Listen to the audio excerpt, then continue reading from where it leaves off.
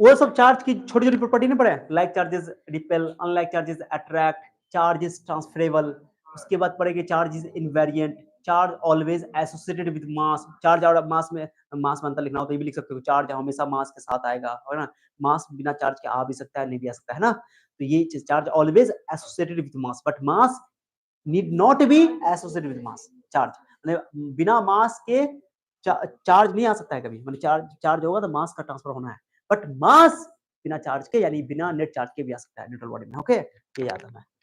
Charge की 3 basic property है जो एग्जाम में आता है, ये यहां पर से आंख खोलो, अब आंख खोल लो, एग्जाम में ये क्वेश्चन पूछा जा चुका है, शॉर्ट टर्म में आता है कि write down basic properties of charge, ये 3 बेसिक प्रॉपर्टी यही है, वो सब तो बेसिक ऑब्जेक्टिव बनाने के लिए है, कांसेप्ट बेसिक बताने के लिए, एग्जाम में क्वेश्चन यहां से पूछ सकता है कि write down basic properties of charge, ये 3 बेसिक प्रॉपर्टी है, 3 आधारभूत गुण, कौन कौन, charge is additive, charge is conserved and charge is quantized.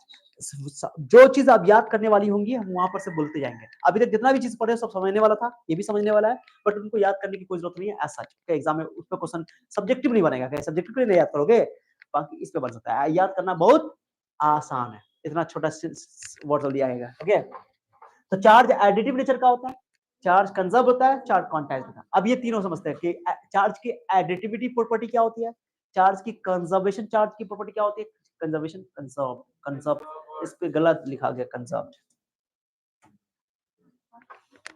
कोई बात नहीं, चेक कर सकते हैं, ओके, चेक कैसे, तो charge is conserve, charge is quantized. अब एक एक करके इसको क्या करते हैं, एक्सप्लेन करते हैं, ठीक है, मतलब एक एक करके सबको एक्सप्लेन करेंगे, छोड़ेंगे थोड़ी, इसे क्वेश्चन पढ़े, आ जाओ गाइस, पहला नंबर क्या था बताओ, मैं लिख देता हूं, additive property of charge, okay, additive property, additive additivity या एडिटिविटी प्रॉपर्टी बोल दो, चलो हटा, एडिटिविटी ऑफ चार्ज, अरे हटा सर, ये एडिटिविटी है क्या, सीधी सी बात है, चार्ज सीधे ऐड कर दो, स्केलर क्वांटिटी है, स्केलर क्वांटिटी कैसे करते हो, जैसे मान लो मेरे पास एक बॉडी है, मैंने क्या किया, सुनो, मैंने इसको क्या किया, ध्यान सुना, एक बात नहीं करो, 5 कूलम चार्ज यहां से डाल दो, इस पे डाल दिया, प्लस 5 कूलम चार्ज डाल दिया, यहां से मैंने इसमें डाल दिया -10 कूलम चार्ज, मैंने यहां से डाल दिया, मैंने डाल दिया यहां से +8 कूलम चार्ज, मैंने यहां से डाल दिया इस पे +20 कूलम चार्ज। अब मैं बोलूं इस बॉडी पर नेट चार्ज करना है, क्या करो सर, सबको जोड़ देंगे, ऐड कर देंगे, कुछ चाहिए नहीं, सबको क्या कर देंगे, तो चार्ज चूंकि स्केलर क्वांटिटी है, स्केलर का क्या मतलब होता है, सिंपल नंबर की तरह क्या कर देना है, अच्छा समझ रहे, लग रहा है कि तुम क्लास 12 में हो, कहीं का ऐड के बैठा हुआ है,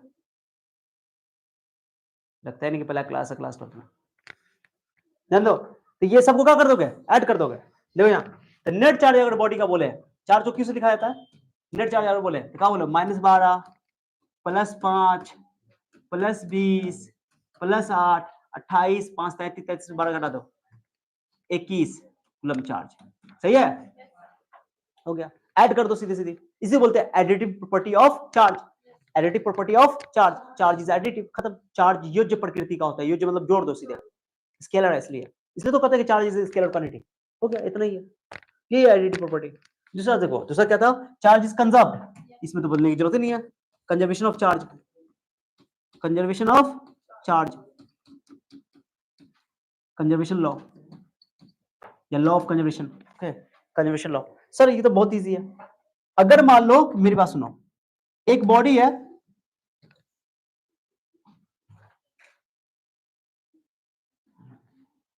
ठीक है गाइस, एक बॉडी है, क्या बताओ,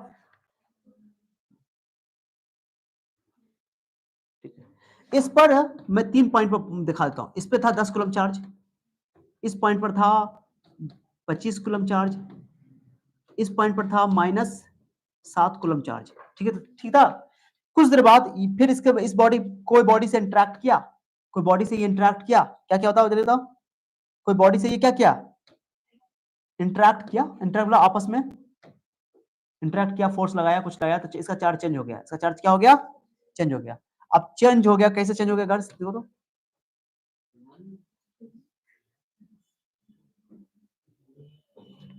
यहां पर है +8 कूलम चार्ज इस पॉइंट पर, इस पॉइंट पर है +10 कूलम चार्ज, और इस पॉइंट पर बताना है कि पॉइंट कितना चार्ज होगा, क्यू की वैल्यू निकालना, खत्म हो गया।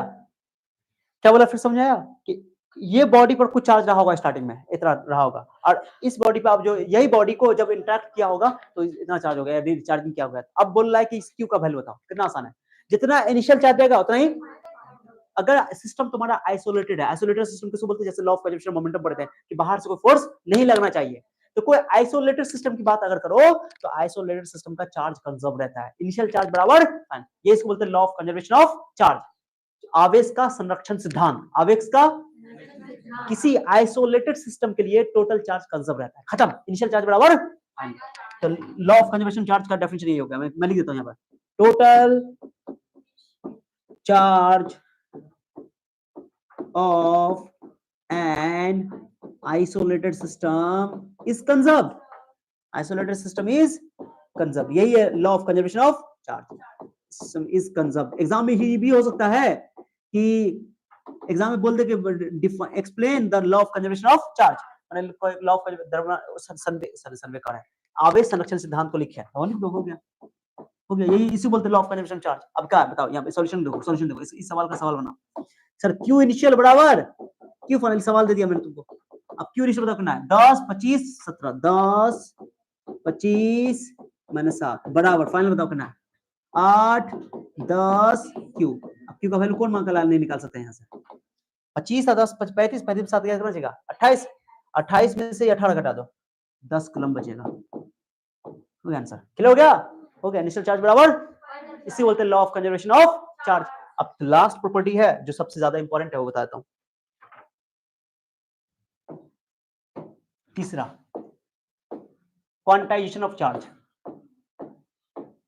Quantization of charge, quantization of charge, charge quantized होता है, चार्ज क्या होता है, इंडिविजुअल भी सवाल आ सकता है, एक तो पूछेगा write down the basic property of charge, तो तीनों बात लिख दोगे, charge is additive, charge is conserve, charge is quantized. ये भी बोला है law of conservation of charge बताओ, बताइए दिया, चार्ज आइसोलेटेड सिस्टम के लिए चार्ज कंजर्व रहता है, सीधी सी बात है, इनिशियल चार्ज बराबर फाइनल चार्ज। उसके बाद चार्ज का बोले क्वांटाइजेशन प्रॉपर्टी बताओ, क्वांटाइजेशन प्रॉपर्टी को एक्सप्लेन करो, तो क्या होता है, देखो ये क्या होता है, अगर कोई बॉडी है, मेरी बात सुनो, ध्यान सुनना, ये कोई बॉडी है, इसको तुम चार्ज, इस बॉडी में से इलेक्ट्रॉन, या मान लो इस बॉडी में से इलेक्ट्रॉन निकले जाए, इलेक्ट्रॉन निकलेगा तो एक इलेक्ट्रॉन निकलेगा, एक इलेक्ट्रॉन का चार्ज क्या होता है, प्लस, निकलेगा तो प्लस ही चार्ज आएगा, एक इलेक्ट्रॉन निकलेगा तो, दो इलेक्ट्रॉन निकलेगा तो +2, तीन इलेक्ट्रॉन निकलेगा तो, माने ई क्या, एलिमेंट्री चार्ज, एलिमेंट्री चार्ज का कभी भी ऐसा हो सकता है हाफ ई हो जाए, 3/2 हो जाए, माने कि ई का इंटीग्रल मल्टीपल ही होगा, एक ही होगा, दो ही होगा, माने किसी बॉडी पे चार्ज आएगा तो वो ई का मल्टीपल ही आएगा, चाहे एक ही आए चाहे दो ही आए, माइनस भी आ सकता है, प्लस माइनस दोनों आ सकता है, एक ही, दो ही, तीन ही, चार ही, पांच, ऐसा तो नहीं सर, पांच ही, ऐसा तो नहीं हो सकता है सर, पांच हम लोग एक इलेक्ट्रॉन निगड़ा तो नहीं था कि टूट के चला गया, ऐसा तो नहीं होगा, ई के मल्टीपल भी होगा, इसी बोलते हैं क्वांटाइजेशन, इसलिए इसका चार्ज का ये सबसे खास प्रॉपर्टी है क्वांटाइजेशन, इसलिए इसको बोलते हैं हम लोग क्यू से लिखा जाता है चार्ज को, है ना। ये तुम लोग पढ़े भी होगे कि ऐसा कैसे पता चला, ये तुम लोग 11th में पढ़े होगे केमिस्ट्री के अंदर, मिलिकन ऑयल ड्रॉप एक्सपेरिमेंट है, पढ़े ना, ये आगे हम लोग डिस्कस करेंगे ऐसे, तो मिलिकन ऑयल ड्रॉप एक्सपेरिमेंट में पता चला था ये बात, है ना, मिलिकन में चार्ज का वैल्यू, इलेक्ट्रॉन के चार्ज का वैल्यू वही से निकला था, ओके, इलेक्ट्रॉन के चार्ज का वैल्यू, चार्ज का स्पेसिफिक चार्ज की वैल्यू, यानी कि चार्ज मास रेशियो इलेक्ट्रॉन का, जैसे थॉमसन निकाले थे, चार्ज का, इलेक्ट्रॉन का चार्ज का वैल्यू निकला मिलिकन ऑयल ड्रॉप एक्सपेरिमेंट से, फिर दोनों को डिवाइड करके फिर मास निकल गया उसका, है ना। चलो, तो किसी बॉडी पर जो चार्ज आएगा वो या तो एक ही आएगा, कोई बॉडी पर चार्ज आया, प्लस का चार्ज आया, मान लो क्यू आया, ओके, क्यू दिया तुमने, ओके, तो क्यू की वैल्यू क्या हो सकती है सर, क्यू की वैल्यू या तो एक ही होगा, प्लस माइनस एक ही, इलेक्ट्रॉन निकला तो प्लस ही, एक इलेक्ट्रॉन निकला तो प्लस ही, दो इलेक्ट्रॉन निकला तो प्लस दो ही, ई मतलब क्या, ई के मल्टीपल में, ई के मल्टीपल, प्लस में कब आएगा जब निकलेगा, जब माइनस कब आएगा जब आएगा, या तो चार्ज आएगा प्लस माइनस दो ही, या तो आएगा प्लस माइनस तीन ही, dot dot dot dot dot, या तो प्लस माइनस एन ई, है ना। तो किसी बॉडी में टोटल चार्ज क्या हो सकता है sir, plus minus N E, N क्या सर, इंटीजर है,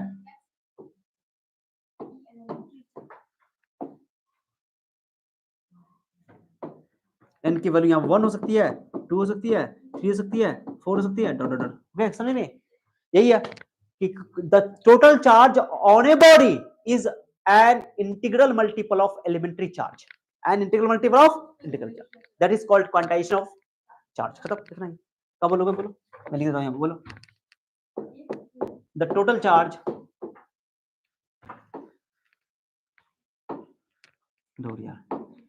the total charge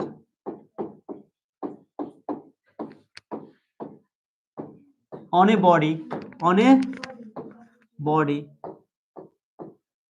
is an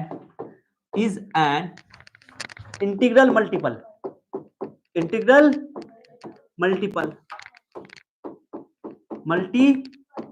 of elementary unit of charge या basic unit of charge लिखता है, basic unit of charge, basic unit of charge या elementary charge है ना, of an elementary charge। Sir elementary charge किसको बोलते हैं भाई? E को बोलते हैं elementary charge, इसी बोलते हैं law of conservation of charge, sir law of quantization elementary charge। Okay, integral multiple of elementary charge, ये फॉर्मूला पैक कर दिया है। ओके, सभी नहीं समझे? यानी कि कौन चार्ज पॉसिबल नहीं सर, कौन चार्ज पॉसिबल नहीं है, जैसे कौन पॉसिबल चार्ज नहीं है। एग्जांपल देता हूं, जैसे मैं तुमको दे दूं, क्या ये 3e पॉसिबल है? तो कहोगे हाँ पॉसिबल है सर। क्या -3e पॉसिबल है? हाँ सर ये भी पॉसिबल है। क्या आप 5.2 पॉसिबल, 5.2e पॉसिबल है क्या? नो, ये नहीं पॉसिबल है। लोग ये पॉसिबल नहीं है, ये पॉसिबल नहीं है। ओके, क्या ये 10/3e पॉसिबल है क्या? -10/3 ये भी पॉसिबल नहीं है। लेकिन मैं लिख दूं 10, बताओ, ये बताओ, -25/3 ये कूलम भी पॉसिबल है कि नहीं है? ये बताओ, 3 ना लिख करके मैं लिख देता हूं, यहाँ पे चाहता हूं मैं क्या 8 लिख दो, 8। अब बताओ ये पॉसिबल है क्या? ये पॉसिबल है, ये पॉसिबल है। कितना हो जाएगा? समझते हो? सोचा कि ई है, ई तो है नहीं, कूलम लिख दिया मैंने। कूलम लिख दूंगा तो बट्टा में हो, खट्टा में हो, कुछ में हो, चल जाएगा। बट ई लिखूंगा तो ई के हिसाब से क्या कि ई का इंटीग्रल मल्टीपल होना चाहिए, ई का। तो ये पॉसिबल है, ये पॉसिबल है, भी नहीं समझना, ये भी नहीं है, भी नहीं है, भी नहीं है, भी नहीं है। मैंने क्रॉस इसी लगाया कि ये पॉसिबल है, टिक का साइन है, टिक का साइन है, ई क्रॉस का साइन है, ई क्रॉस वो भी पॉसिबल है। -25/8 कूलम है वो, ई नहीं है वो। ई अगर होता तब बोलते पॉसिबल नहीं है। हो गया? तो कूलम में फ्रैक्शन ऑप्शन सब चलेगा, बट ई की बात करोगे, ई का इंटीग्रल मल्टीपल होना चाहिए, ठीक है? इसलिए ई से छोटी वैल्यू पॉसिबल नहीं होती। क्या ये समझ आया? इसे बोलते हैं क्वांटाइजेशन ऑफ चार्ज। बहुत आसान है कि नहीं? खत्म प्रॉपर्टी, बेसिक प्रॉपर्टी तीनों क्लियर कर दिया। चार्ज की कितनी बेसिक प्रॉपर्टी है? चार्ज एडिटिव होता है, चार्ज कंजर्व होता है, चार्ज क्वांटाइज्ड होता है। इसलिए क्यू से लिखा था क्वांटाइज्ड होगा, किसी बॉडी पे जो चार्ज होगा वो ई का मल्टीपल होगा। 1 ही होगा, 2 ही होगा, 3 ही होगा, 4 ही होगा, 5 ही होगा, 50 ही होगा, 100 ही होगा, एन ही होगा। ये फॉर्मूला बहुत काम का फॉर्मूला है। यहाँ से एन क्या सर? यानी number of electron transfer, number of electron transfer, कितना इलेक्ट्रॉन ट्रांसफर होगा। तो अगर तुमको चार्ज दे देगा तो एन निकाल सकते हो, एन दे देगा तो चार्ज निकाल सकते हो। ये तो पता ही है 1/6। देखो यार ई क्या है यहाँ पे बताओ? ई सर ई तो जानते हो 1.6 into 10 का पावर -19 कूलम। अच्छा, एग्जाम में अगर बोले लॉ ऑफ क्वांटाइजेशन बताओ, explain the quantization of charge, तो ये डेफिनेशन लिखोगे, यहाँ तक फॉर्मूला लिखोगे। ये सब एग्जांपल देने की जरूरत नहीं है, समझाने के लिए मैंने दिया। अरे क्लियर? तो मैं ये साथ साथ बताते जा रहा हूँ कौन कौन क्वेश्चन एग्जाम में आ सकता है सब्जेक्टिव में। ओके, और ऑब्जेक्टिव में तो सब कुछ पढ़ना पड़ेगा। ऑब्जेक्टिव में तो जानते हो एक एक लाइन को पढ़ना पड़ेगा, ठीक है? अब पूछा हुआ है, जितनी चर्चा मैंने की है सब पूछा हुआ है। ओके गाइस,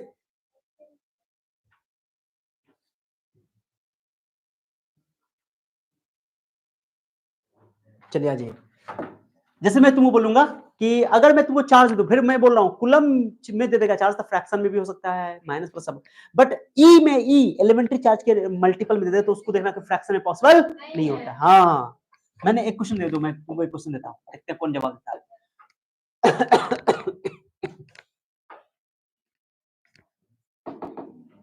मैं बोलूंगा, ये क्वेश्चन तो बचपन से पढ़ते आए होगे, जरूर पढ़ते आए होगे। How many electrons, how many electrons, ये पढ़े होगे 10वां क्लास में ही पढ़े होगे। Electron in 1 coulomb charge, in 1 coulomb charge, 1 coulomb charge में कितने इलेक्ट्रॉन होते हैं? हाँ,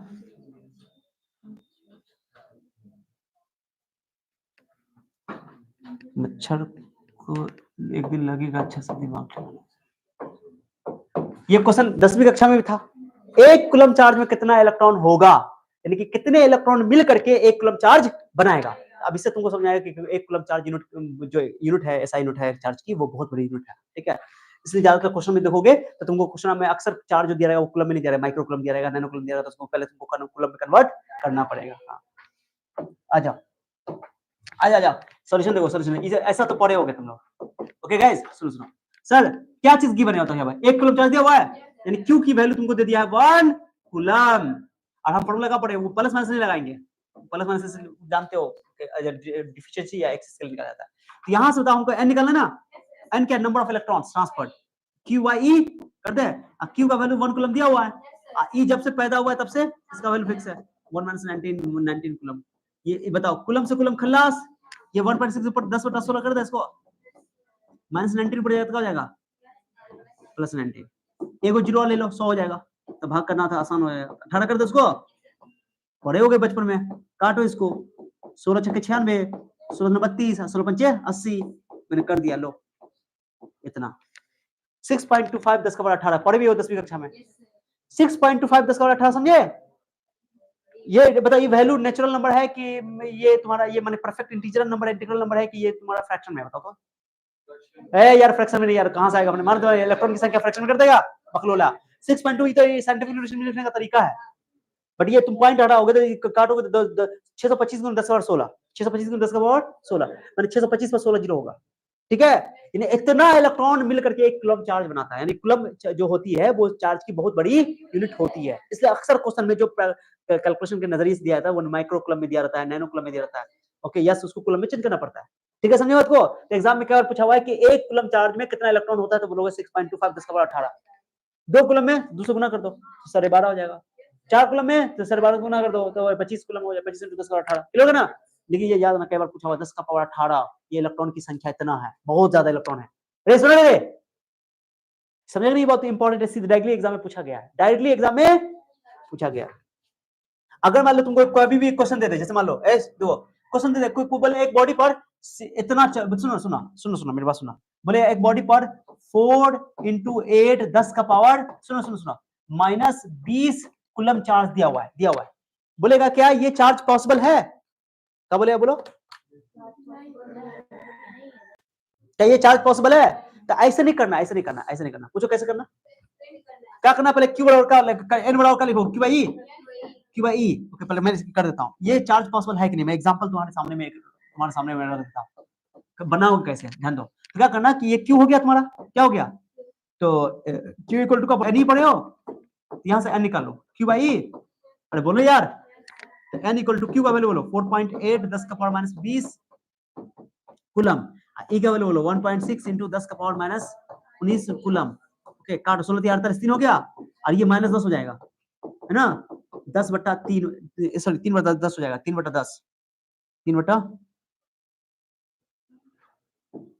बटा कैसे काटे समझे कि नहीं, 3/10 हो जाएगा, ये 3/10 हो जाएगा, ओके गाइस, यानी 0.3 ये पॉसिबल है क्या, इलेक्ट्रॉन है जी 3/10 इलेक्ट्रॉन है, ये पॉसिबल नहीं है। अब वैसे भी मैंने बोला कि 1.6 into 10⁻⁹ कूलम से चार्ज छोटा हो ही नहीं सकता है, ऐसे भी नहीं, अब तुमको इससे बड़ा भी दिया रहा है ना, वैल्यू सब दिया रहा है, मान लो ऐसा भी हो सकता है ना कि तुमको बड़ा वैल्यू कट्टे नहीं बट्टे में आ जाएगा, ऐसा हो सकता है। जैसे मैं एक एग्जांपल दूं, जैसे मैं तुमको यहाँ पर दूं एग्जांपल, क्यू का वैल्यू मैं तुमको दे दूं, सुनो ना, मैं क्यू का वैल्यू दे दूं 4 into 10 का पावर 25 ऐसे दे दूं, क्या ये चार्ज ये कूलम चार्ज -25 दे दो, -25 में देखो ना, पहले -15 दे दो, लो अब तुम तो ये तो बड़ा है, देखोगे पॉसिबल है नहीं, पहले डिवाइड करोगे, n बराबर क्यू आई है ना, डिवाइड करो 4 गुने 10 का पावर -15 कूलम बट्टा 1.6 into 10 का पावर -19, ओके 1 काटो 40 40/16 गुने 10 का पावर 19 में से 15 गया, देखना चाहिए 10 का पावर 4 बचेगा, काटो 4 × 40 4 × 16 कितना बड़ी 4 × 40 4 × 16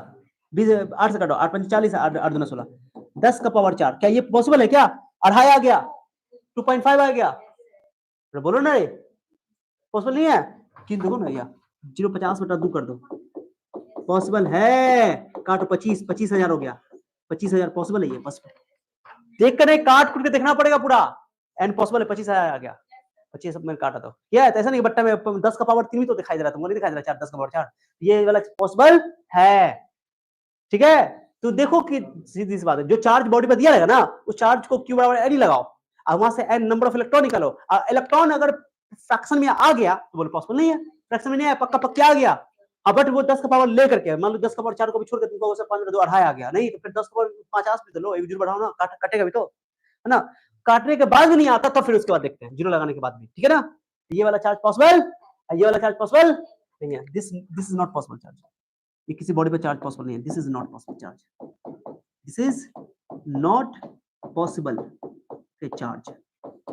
क्या समझे कि नहीं समझे? बट ये वाला क्या है बता, ये वाला जो वाला पॉसिबल है, क्या समझाया? अरे गौर किए कि नहीं? तो मैं इस क्वेश्चन को यहाँ लिख देता हूँ, जगह काहे छोड़ा है, क्या था क्वेश्चन बता तो? क्यू गुने 4 गुने 10 का पावर माइनस, तो यहाँ से n निकाला, कितना निकला था? n याद है अभी बताते हैं, कितना निकला था रे? 25 पर जीरो, 25,000 जीरो आया था, 25,000 इलेक्ट्रॉन, इतना इलेक्ट्रॉन, ये पॉसिबल है, ये पॉसिबल, ये चार्ज पॉसिबल है, ये तुम लोग सॉल्व कर लोगे। क्या समझाया? क्लियर?